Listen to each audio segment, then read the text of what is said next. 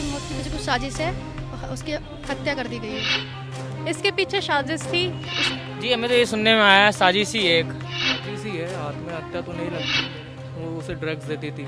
एक छोटे से शहर का लड़का था, इतना नाम कमाया है। महाराष्ट्र पुलिस कुछ कर नहीं रही थी। रिया ने उनको कॉफ़ी में ड्रग्स मिला के दे रही थी। नमस्कार, मैं हूं आपके साथ कविता राणा।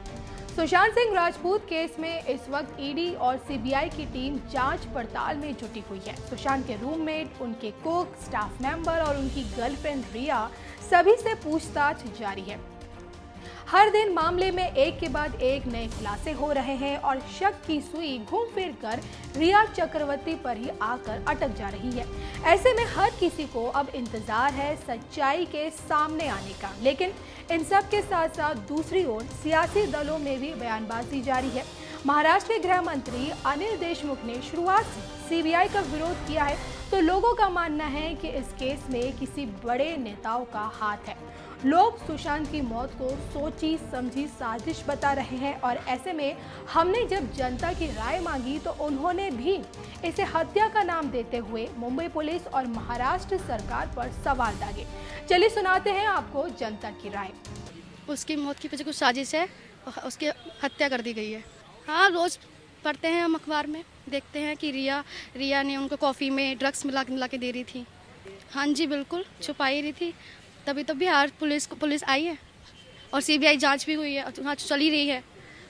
हाँ जी, आने चाहिए, सीबीआई जांच कर रही है। तो जी हमें तो ये सुनने में आया है साजिश ही एक सीबीआई वाले जांच कर रहे थे, पहले बिहार पुलिस आई तो उनको क्वारंटीन के लिए डाल दिए हैं। हाँ, वो तो ढिलाई हो रही थी उनकी, साजिश ही एक, तभी तो इतने फिर सीबीआई जांच आई। अब देखते हैं क्या होता है। हमारे ख्याल से तो साजिश ही थी। नाम तो है ही है जी, हमने भी देखा है टीवी पर, तो कितने एक्टर्स थे उनका नाम आया है। एक छोटे से शहर का लड़का था, इतना नाम कमाया है, तो आगे जाकर और नाम कमाता। तो उन्होंने अपने, अब जान तो फिल्म इंडस्ट्री में होते ही है ये चीज़, कोई आगे बढ़ते तो नीचे गिराते हैं उनको। यही सब थी जी, सुनने के लिए मैं यही मिला है। इसके पीछे साजिश थी उसके सुशांत के गर्लफ्रेंड की, जो कि रिया रह चुकी है।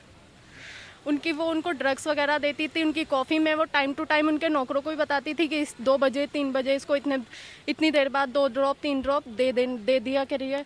और फिर उसी की वजह से उसके दिमाग में डिप्रेशन बढ़ा। शायद उसने इसलिए ही आत्महत्या का सहारा लिया। महाराष्ट्र पुलिस ने उसकी काफ़ी बातें छुपाई, लेकिन जब से ये सीबीआई के सामने आया है, बहुत सारे खुलासे होते जा रहे हैं। जैसे ड्रग्स का मामला भी सामने आया है, उसकी काफ़ी सारे पैसों का मामला सामने आया है कि उसके पैसे बैंक से गायब हुए हैं। रिया और उसकी फैमिली उसके पैसों पर अपना एक्सपेंसिव लाइफ जी रहे थे। वो उम्मीद तो है सीबीआई से कि वो सामने लेकर आएंगे सुशांत के गुनहगारों को। आई गैस साजिश ही है, आत्महत्या तो नहीं लगती। मेरे ख्याल से इसके पीछे बहुत बड़ा कोई रीज़न है। और जैसे कि आपको पता ही है, महाराष्ट्र पुलिस कुछ कर नहीं रही थी, अब सीबीआई ने अपने हाथ में लिया है, तो मुझे लगता है कि कुछ ना कुछ ज़रूर निकल करके आएगा।